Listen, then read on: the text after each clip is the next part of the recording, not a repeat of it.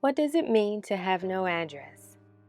No address equals unemployment, no housing, no education, no place to call home, criminalization of innocent people, not a part of society, though having an address equals solutions. This is the No Address Podcast. Welcome to another episode of No Address Podcast, where we break down the philosophy of having no address and what that really means. Today I have Coletta Sharpe. Yes, Coletta. I'm Coletta, my twin from another mother. But we have Coletta Sharpe with us today on a phone interview. We actually connected from my YouTube live interview with Brother Knowledge Born Allah. And that was probably a couple of weeks ago. Yeah, and he posted that I was going to be interviewed, and the sister reached out to me and said, I want to help, I want to be a part of what you're doing. And I said, let's talk, let's connect. And ever since, we've been talking like every other day, I feel like. And I definitely wanted to have you on the show because you have a story. And while we were talking, I did not know that you experienced homelessness and is continuing to experience homelessness now. So I definitely want you to kind of tell the audience who you are first, and then we can go from there. So thank you so much. I appreciate you being a part of No Address Podcast and allowing the audience to hear your message. What love and light, God. I just thank you so much for the opportunity. I just thank, a lot of people for, it has given me the strength to be here today. I am what I consider myself an advocate for the voiceless. And I'm just an average person who just wants everybody to live a equality, equal life. Mm-hmm. So, that's pretty much who I am. Nothing fancy. Just somebody who is just speaking out for people who need help at this time. I can dig that, and we need more voices to be heard for the voiceless. And I always call myself, I'm the visual voice for the voiceless because I'll show it through moving pictures, right? So tell me a little bit about your story and how you fell into this experience of homelessness. Okay, around like 2016, I had moved from Greenville to Gastonia because I wanted to go back to school for journalism and broadcasting. So I decided to give it a try. So I moved to Gastonia. I found me a place. I found doctors up there because I was dealing with Crohn's disease as well. So I have to try to find jobs that work around my illness. Mm. So journalism was actually, perfect because I love to talk to people. I love interacting with people, and my heart goes out to the kids out here. And that was the main reason why I wanted to get into journalism, because I wanted to create a music program where I could be able to give kids a voice. And I wanted to take journalism classes because I wanted to be able to know how to go out and speak to people and engage with people, and to know how I can bring those resources back to the community. So that was my mission. Okay. And all of that got turned around. My nephew got killed on my daughter's 13th birthday. Oh, no. And at this time, I had moved to Gastonia. Like I said, I had moved from Greenville, North Carolina to Gastonia, North Carolina. I done found me a nice little place. I had things set up. So I ended up going to Greenville for his funeral. But before I left, I paid my rent. I put it in the envelope. Got a money order, placed it in the door like I always do. Never had a problem with it before.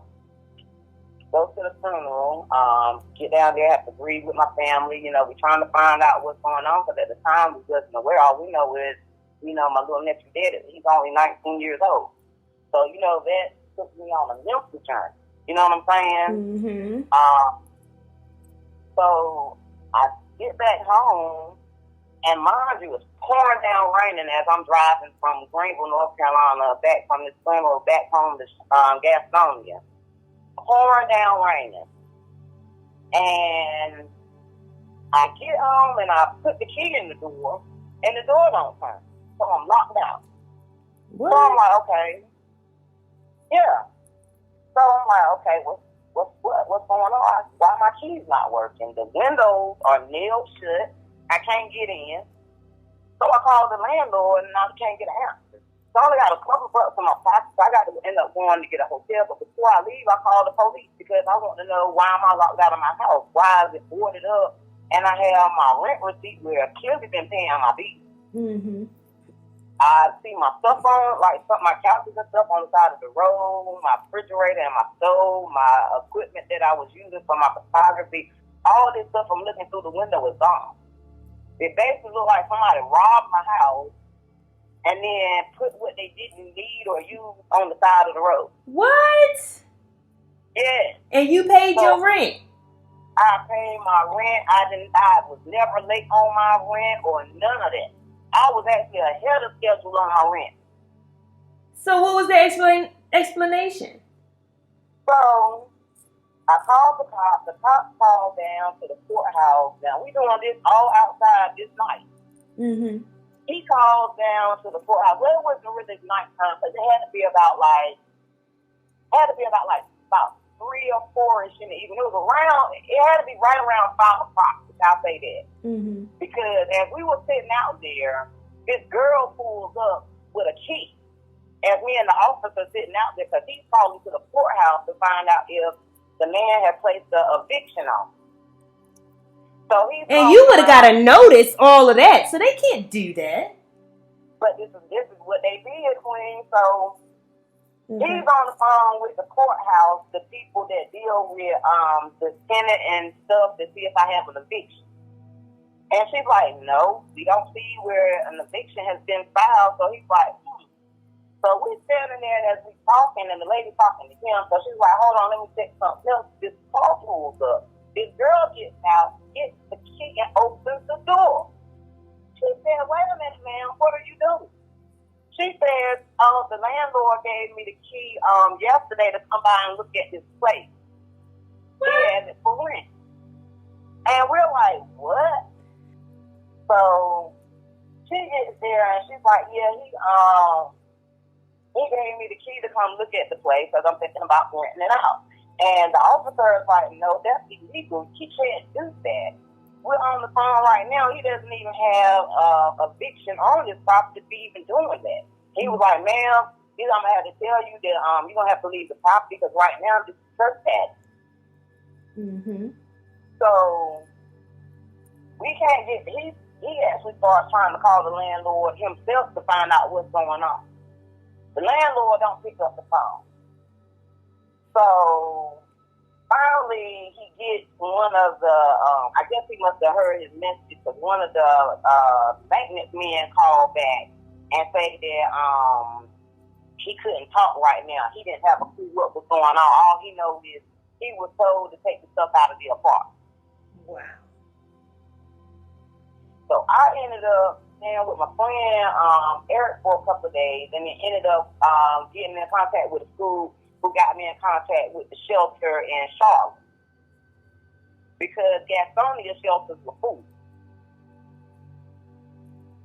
And that's how I ended up in the shelter, and my transition with the homelessness and the circle of bullcrap began.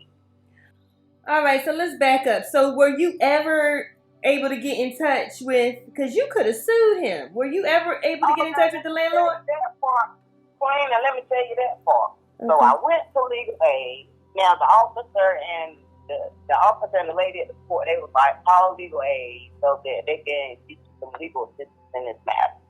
So I called legal aid, and I talked to the lady, and I told her my story, and she was like, oh yes, we can definitely help you. So I'm waiting, and I'm calling her, and she's telling me, we're working on the case, blah, blah, blah. So about a good year go by, I'm like, okay, so what's up with the case? She said, oh, well, we are full and we don't have the capacity to take your case. Mind you, now I've been at the shelter trying to get back on my feet for a year now. I done lost because I was receiving disability as a source of income because of the Crohn's disease. So I done lost my disability in this process. I done lost all my equipment in this process. And now I'm in the shelter starting over and getting sick. I done been to the hospital twice because my body done went into remission and started doing what it wanted to do again. So She sends me a letter saying that they can't help me because they have a caseload that I would have to go all the way to Gastonia and start the process myself, and I would have to pay the fines. And I'm like, well, if I don't have it, this man sold all my stuff that I was trying to make a living off of, and now I don't have any income. You know what I'm saying? Yeah. How was that my fault? None of that. It doesn't seem like your fault. And it's just interesting. Why did it take a year and you all couldn't get in touch with the landlord prior to that? Queen, and when I say I thank God for black and white, because a lot of people would think I was lying if I didn't pull out this folder that I got that shows proof of all the things that I've been through with the shelter, with the landlord, the state organizations out here over the past 3 years. It has been like you just watching people get paid off you. Mm-hmm. And it smells like they're really helping you, knowing that they ain't doing nothing to help you. It's just a maze. It's a rat race. You just keep hitting one door and hitting another door, and it doesn't lead anywhere. It leads to a brick wall. Yep. Yep. And then they look at you like what I'm dealing with now. I done had my daughter's school social worker contact me. I done had DSS contact me.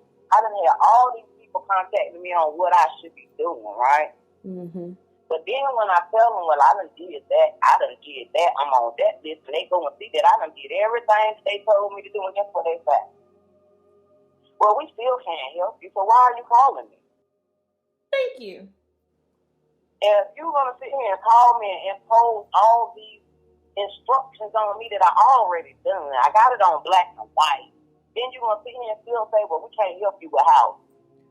Housing is my problem. If I have somewhere to stay, I can get a decent job because I'm not late.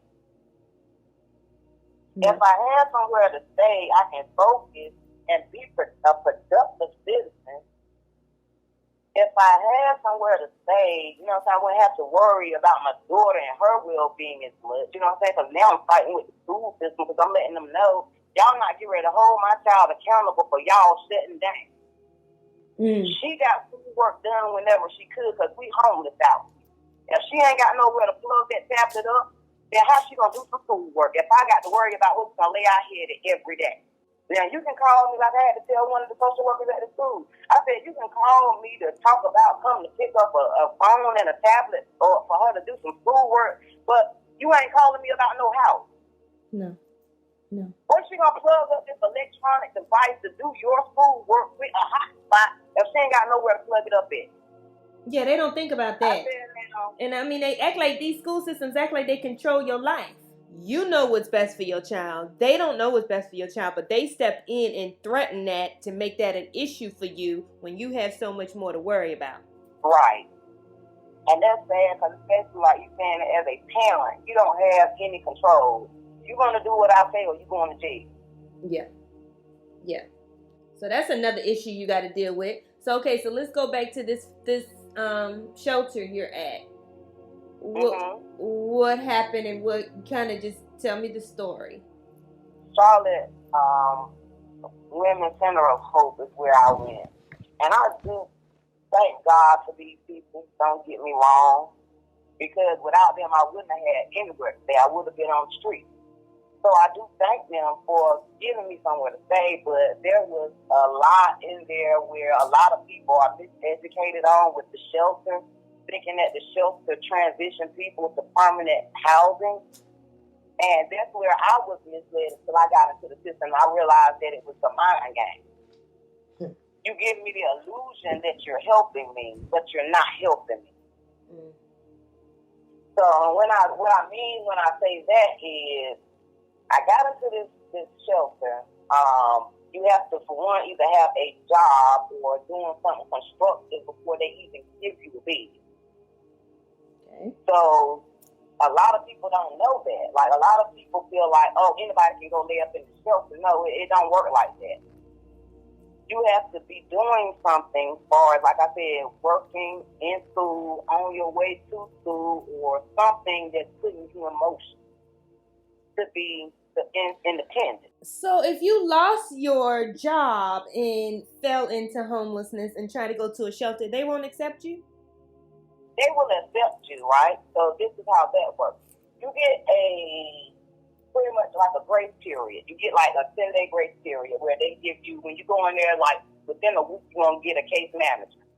And with this case manager, she's going to ask you, what happened to you? How did you become homeless? You know what I'm saying? Was you sleeping outside in a car? How long you was homeless? And then based on how you answer those questions is based on if you get a better. So you come in after you answer those questions, you get the case manager, and the case manager is the one who goes into detail with that. You know what I'm saying? Because it's 2 steps. You have to first call 211. Let me back up a little bit. First, you have to call 211 or go to Urban Ministries where you have to get a referral to get in the shelter. So you just can't walk to the shelter. You have to do an intake. Mm-hmm.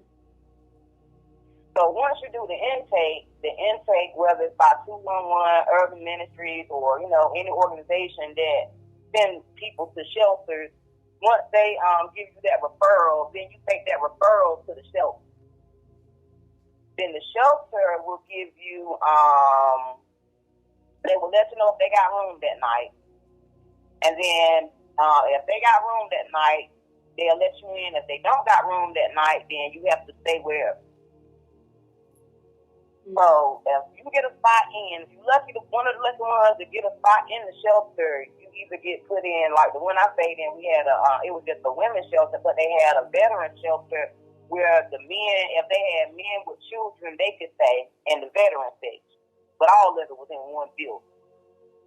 And in this plan, you have to take some of their classes as a requirement for you to be able to stay in the shelter on top of going out looking for jobs or having a job. On top of taking care of your children. On top of everything, right? Right. So on top of me now trying to help find a job, trying to get myself in school and get myself in motion, I now got to add on top of that meeting with a caseworker, taking a class that I don't necessarily need, but I have to take it so that y'all can get credit for me being here. So you have a lot of women where I've had this caseworker who told me, she said, if you tell them you are alcoholic or on drugs, we can get you housing like that. I said, lady, why would I tell them that I'm on drugs or I'm an alcoholic and I'm none of that? I just need somewhere to stay because I was illegally evicted out of my home. Well, this is just how we try to help people speed up the process. I'm not speeding up a process, so when I get out here in the world on my feet, they go look at my record and say, oh, you was a drug addict and you was an alcoholic, even though I was none of those things, but I said it because I needed somewhere to stay. Yeah, and they don't realize that follows you. And that's why I noticed that a lot of those women, they ended up coming back. But they won't realize that you putting this stuff on your record now, and they're pulling these records up. Mm-hmm. So every time they pull your record up, they see, oh, so you was in this class over here at shelter. And you know what I'm saying? Mm-hmm. In your head, like I said, you're thinking that, okay, these classes going to help me get somewhere to stay. The only housing agency the shelter work with are substance abuse housing and more transitional housing that only transition you back to the shelter. This is what I experienced personally, and this is what I've seen personally. Not something that I'm watching TV and see. I'm watching women who get up and go to work every day who can't get housing, not because they ain't got the money, but because it's 3 times the rent.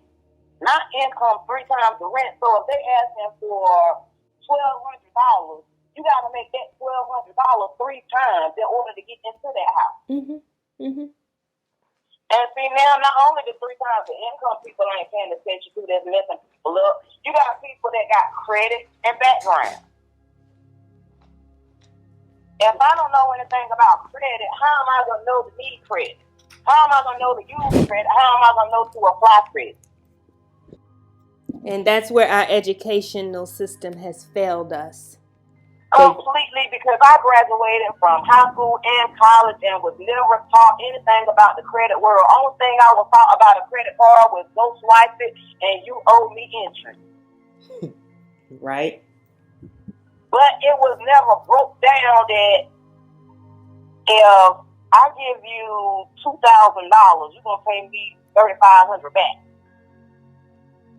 And if you don't pay it back, this is going to mess up your credit score, which is going to cause it to go down because now you're in debt to owner me. Mm-hmm. You know what I'm saying? Those factors of understanding credit, that if I go to a car lot and they say it's a lot of car lots now that won't even take your cash. They don't have cash cards. You have to buy them credit. Yep. So if I come and buy this car and I ended up paying off this car early before the 2 years or 3 years up, I'm going to be penalized because I paid my car note off. Isn't that some backwards ass stuff? But this is what we weren't educated in. No. If I pay off my debt to you before you can get all your interest off me, I still owe you that interest. Yep. My mom and my grandma, my grandparents taught me early.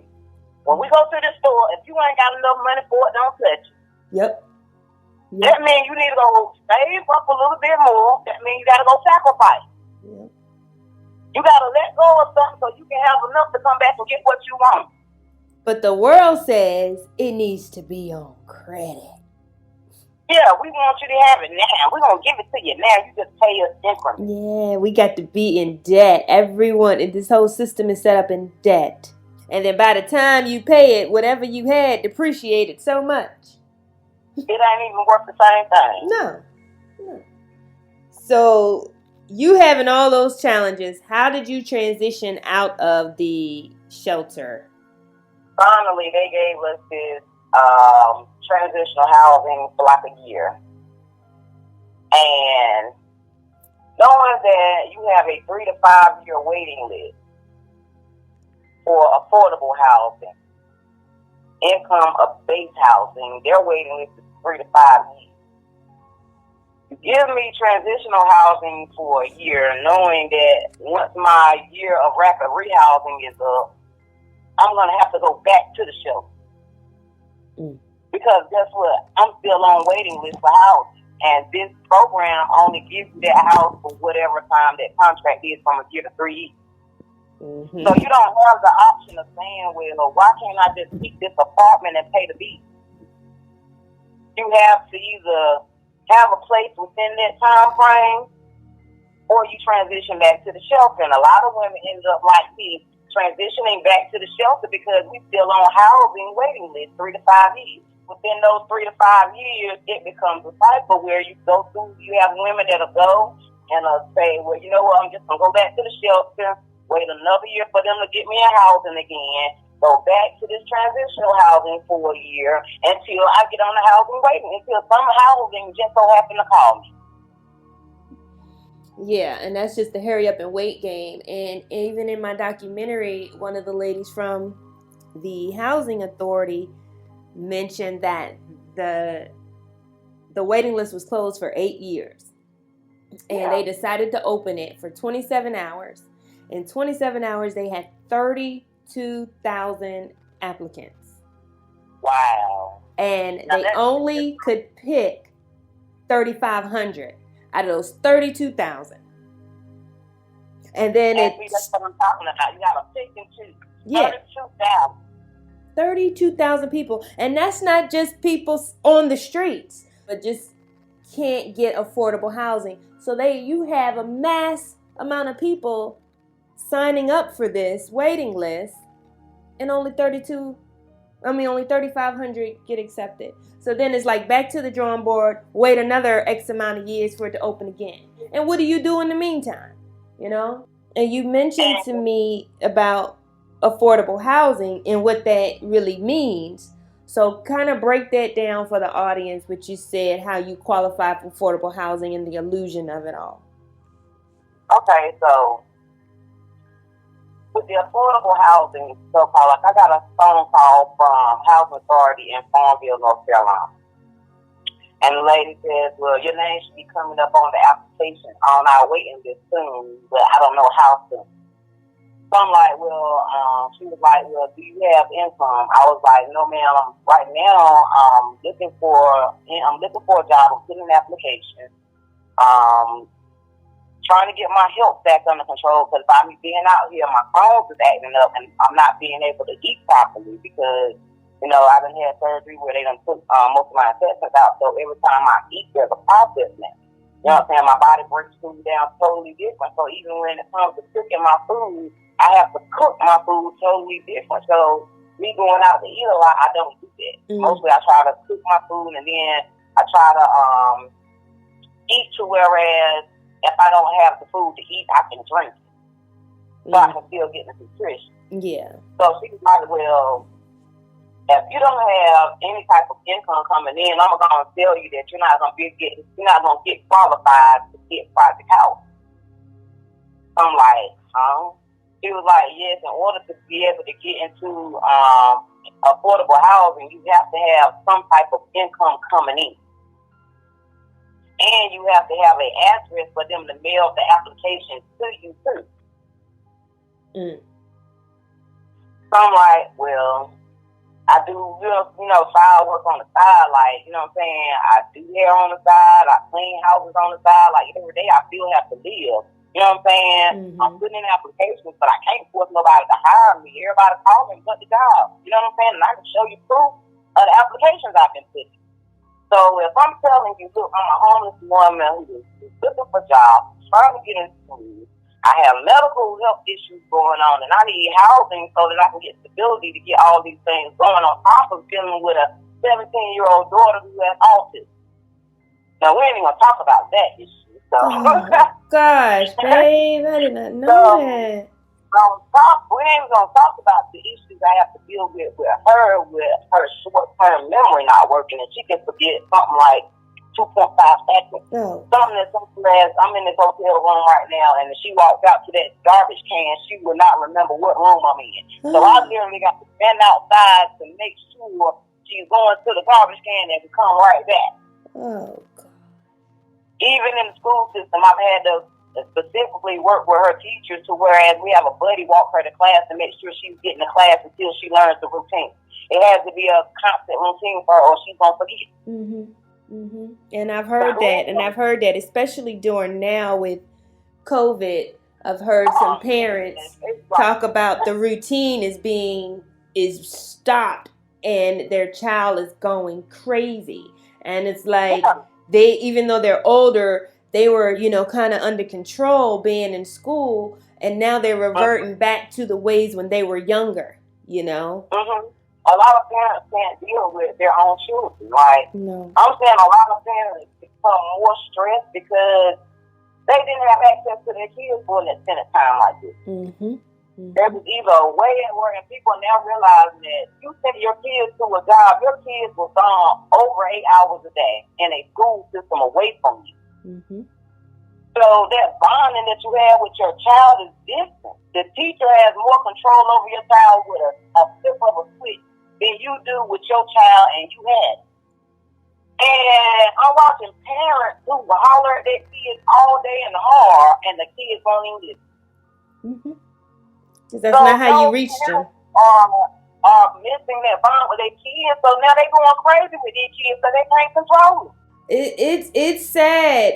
Everything has gotten shifted in so many people's lives, and it's putting things into perspective for the world, for humanity right now, to say what was really important.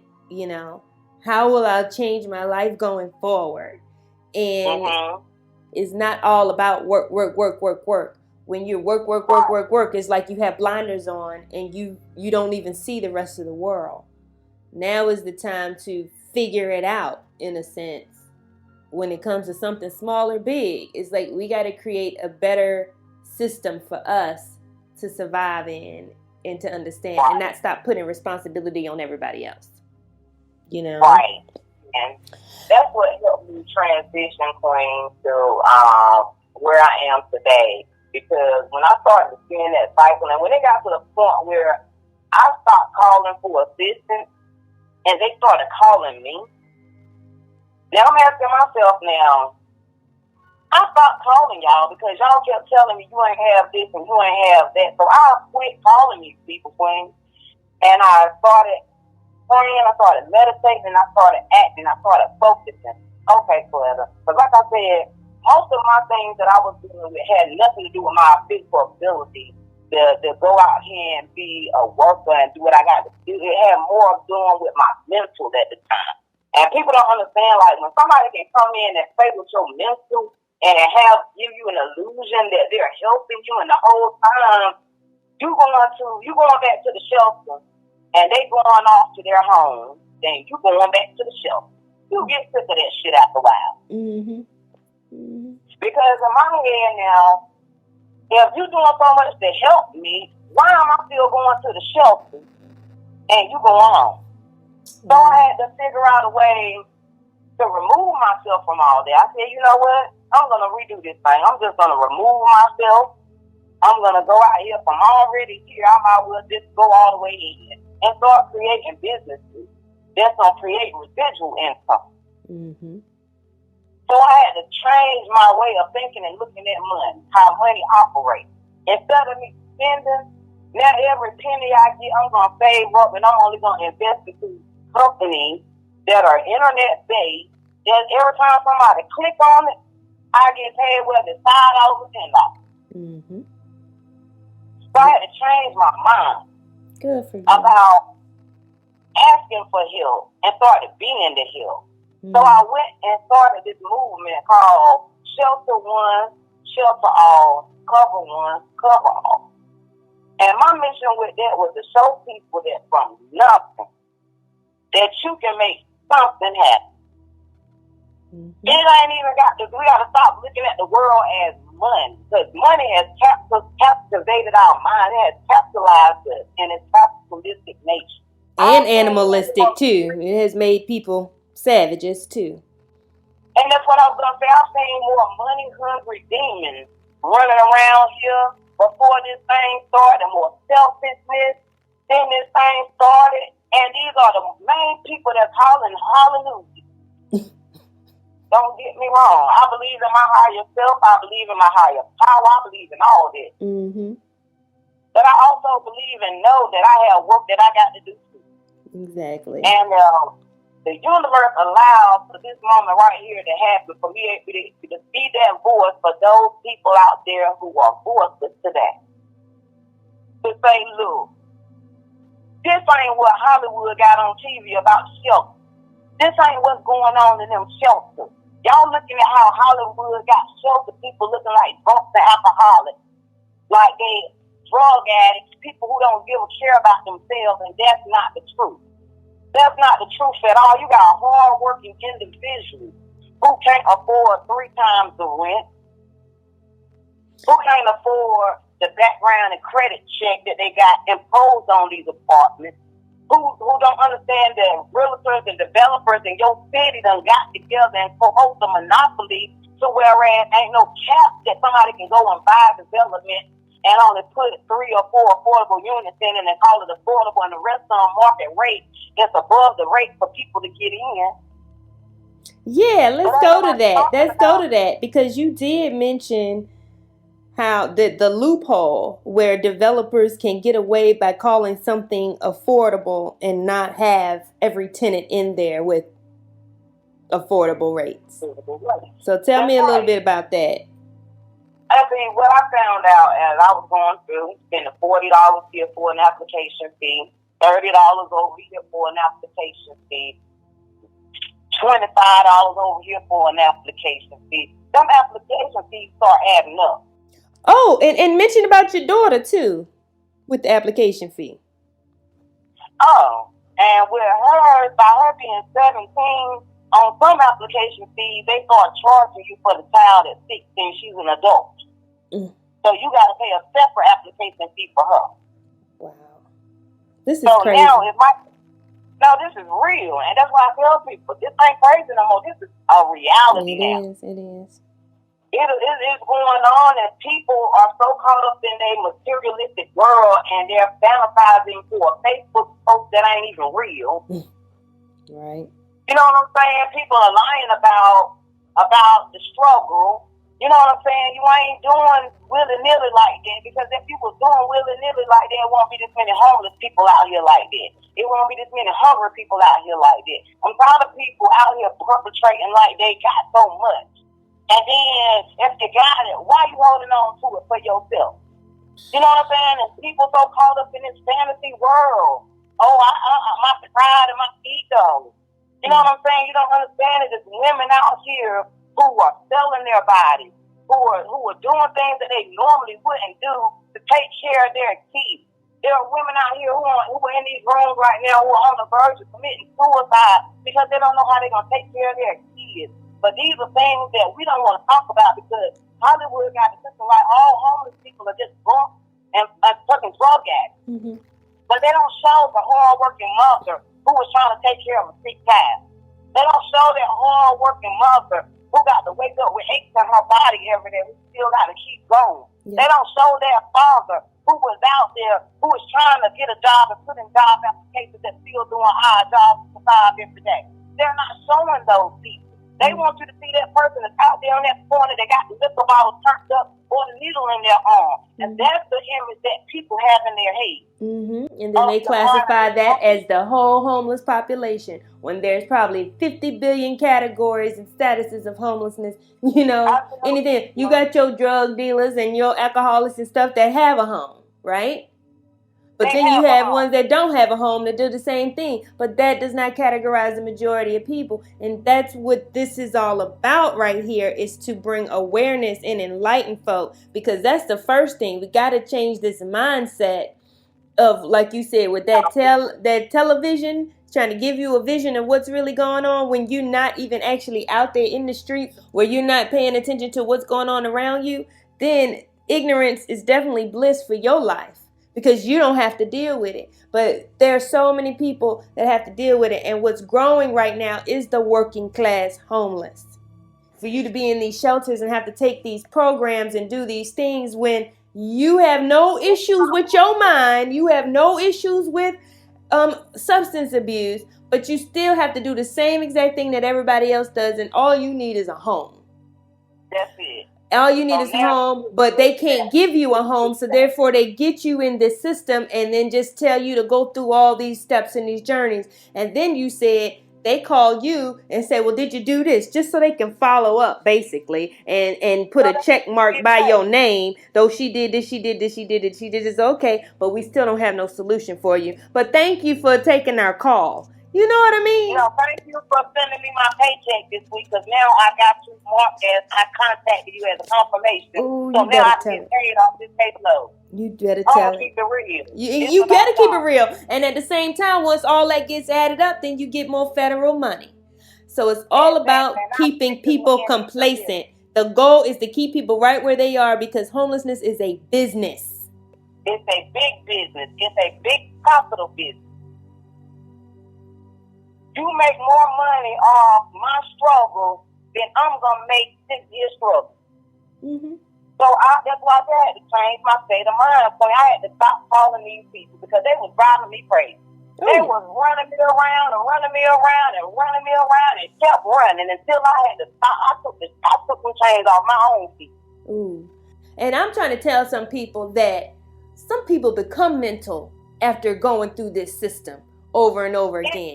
You may not have had a mental issue, but this will cause you to get a mental issue because you're stressed. And then you get depressed. And then now you need medication that you don't qualify for because you can't even afford to go see a doctor. So now you're just lashing out, or you give up. And then that's where you fall into this other category. You see what I'm saying? So you're just moving along the system, and you're deteriorating through the system because you came in with high hopes, right? That I'm not going to be here long. I'm going to do this and I'm going to do that because I'm focused. And then you start getting pushed down and pushed down and pushed down and pushed down. And then now at that point, it's like, now I'm the stereotypical type of homeless person now. Right. It's like they create in you that. They molding you, and they know that it's time consuming. Over time, you're going to get wore out. Even to the point, Queen, I done went and signed myself up for a therapy. But I had to go check. I done checked myself into a mental hospital for 72 hours myself. Mm. Because when I was going through so much pain, I had to make sure I wasn't crazy. Right. I really did, because I tell anybody, going to talk to somebody dealing with Crohn's disease at an early age, I had to talk to a therapist, because I was in a hospital for 3 to 6 months at a time, every time I would have an attack. Wow. So at an early age, I've always been introduced to a therapist talking to somebody about my feelings and emotions. So I know when I need to go talk to somebody. Mm-hmm. So I got to the point after this, I said, you know what? I told my best friend, I said, I need to go watch my daughter because I need to go check myself in because ain't no way in the world I'm going through all this. And let me go make sure it ain't me. You know what I'm saying? So sometimes you got to check yourself. Mm-hmm. I believe in checking myself because I'm not right all the time. So I go check myself into this mental institution for 72 hours voluntarily. So in case some shit go down, I have to have the right to find myself to fuck back out because I'm not getting ready to give you power over me. Mm. Yeah, you got to know your rights when you go in them buildings too, because if you sign this paper for 72 hours and they put in voluntary, they can hold you as long as they want to. Mm. So you got to volunteer and make sure it's specified in that contract. And if you don't believe in something that's written out, I advise you to scratch through it and put your initial, because you don't have to agree with everything in that contract. You can change. So that's some good advice. I hope y'all listen. That's some good advice. Where are you now? Well, right now, I'm currently staying in this hotel, in and out of this hotel, staying with family members, but that's a whole different ball game right there, because staying with folks, they want your money, they want more money, and they still want to talk junk to you while they're taking your money. So, how long have you been in the hotel, and how's that experience been? I've been in and out of hotels now for probably like a year. Like I said, I finally had to get my mental state back. So I started talking to a therapist. I relocated back to Greenville, and I linked up with VR. And like I said, these organizations down here was doing the same thing. So like I said, I put a hope to that. I started freelance, and I started cooking meals for like the families at the hotel, to try to help me pay for the room. Mm-hmm. So, some of the people out here at the hotel who be cooking my meals during the day, they smelling the food, so they were like, well, shoot, can we come and, give you some money for the plate so that helps you pay for this room? We live in a world where we come from a barter system with never no money exchange. Mm-hmm. Money was just a piece of paper that was placed value on. Mm-hmm. We believe in working for what you do, because a man that don't work won't eat. If you don't go out there and tend to your vegetables and give them the proper water, they won't grow. I had to stop looking at myself as being just a human down here waiting on Jesus to come and save me. But I had to start looking at myself as co-creator who was down here to create a world that was better for me and those around, if that makes sense. Oh, that makes total sense. You better preach it, Queen. I love it. I love it. Break it down to the masses. We have to just change that mindset. People keep saying this new normal, new normal. Well, can new normal be harmony? Can new normal be more humanitarianism? Can new normal be like, what can I do for others and be good stewards of money and use this currency the way it's supposed to be? Give and receive generously, So those are the things we need to start looking at and stop this take, and I, want. You know what I mean? So let's get back in balance with nature. That's right, Queen. I totally agree with all that you just said, because we do have to become one, and I say that a lot, all is one. We are all connected to the universe. We're connected to the trees. We're connected to the grass. We're connected to the stars. And we all function to make the reality that we see in front of us. You know what I'm saying? Even you and I having this podcast right now was our two worlds coming together as one to make this happen. Mm-hmm. You know what I'm saying? Yep. But we had to cross paths with two different missions, but it works together on one accord. Yes. So your podcast is giving people avenues to get their voice out where they wouldn't have had that avenue to. So it works together, works perfect, and harmony and synchronicity. Yeah. And then once you are in harmony, everything else will be aligned and everything else will come to you. You will receive it, and you don't even know and don't even realize how it's happening, but it's happening because you're in that mode. You're in that receiving mode. You have clarity, So I would have never thought any of this where we are right now today. Love that it came about and know that I'm aligned for it to come within, but I would have never known how. But you let the universe work that out. Right. You just be in line with self. And Queen, I got to say, y'all please go and support Queen on this documentary. She has done an excellent job. Like, I ain't saying a documentary that brought me to tears like that. I mean, because you can feel it. I mean, it gives you chills. It makes you experience and wake up. Because there is a problem that's going on that a lot of us are aware of, or we are aware of, but we just don't know what to do about it. And Queen created a documentary that will give you just an awesome overview of the system as a whole. And how it began. So shout out to you, Queen. I salute you guys on that. And all the hard work. Like, I'm definitely gonna promote you and push that through. You got it. You got me, Queen. Thank you, Queen. And I do appreciate that, because for you to have experienced this, and for you to say that means I did something and I can reach somebody. Because I know we can't teach compassion, but emotions are going to come out regardless. I don't care how heartless you think you are. Like, you can't just see people when you really when you really just break down the whole preconceived notions that you have and the ignorance. When you really break that down and watch it in a raw sense, you get the information. So let's continue and talk about your campaign. Shelter One, Shelter All, Cover One, Cover All. Shelter One, Shelter All, Cover One, Cover All is my effort into bringing awareness to the homeless situation, the rise of homelessness within the working families and disability families. It's also to bring awareness to COVID-19 and families out here who are homeless, who don't have access to basic needs as far as masks to cover themselves and their families at the time.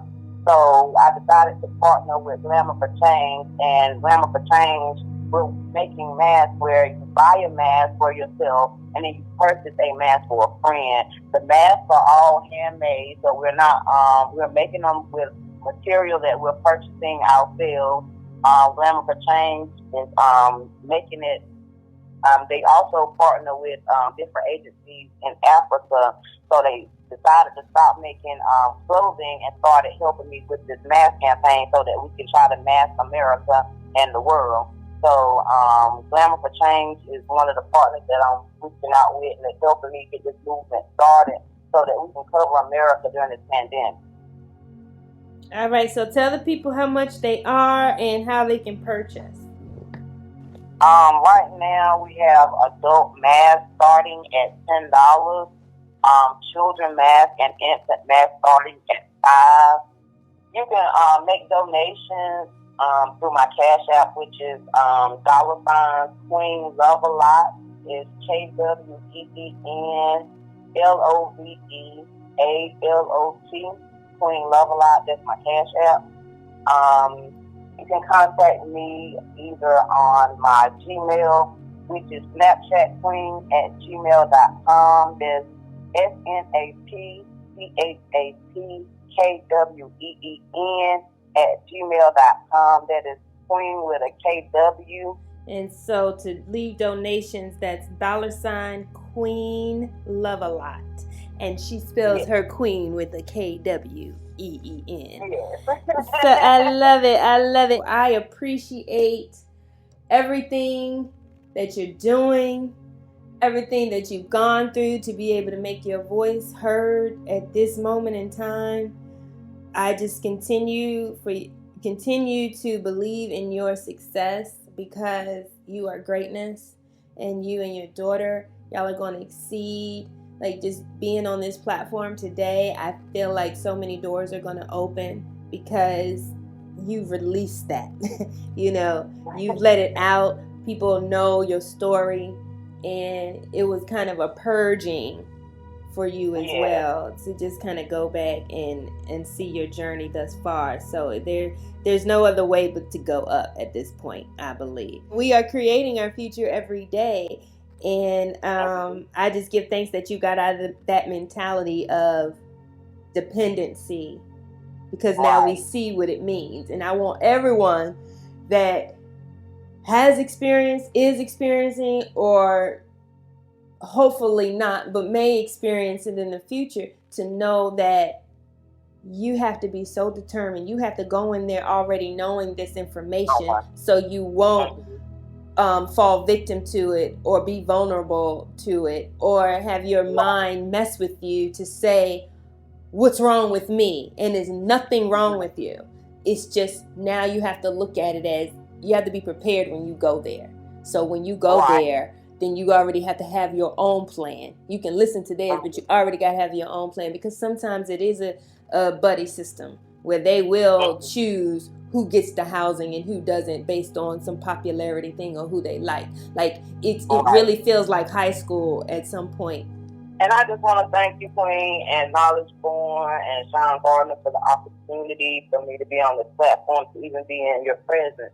I thank you so much for your contributions and your donations that you contributed to helping Shelter One, Shelter All, Cover One, Cover All move forward. So we just thank you so much for what you're doing to shed light on this.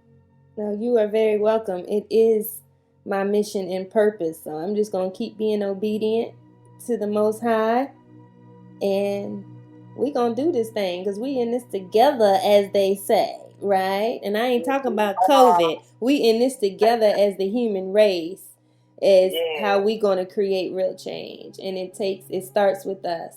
So before we go, I usually do a tip of the week, day, month, year.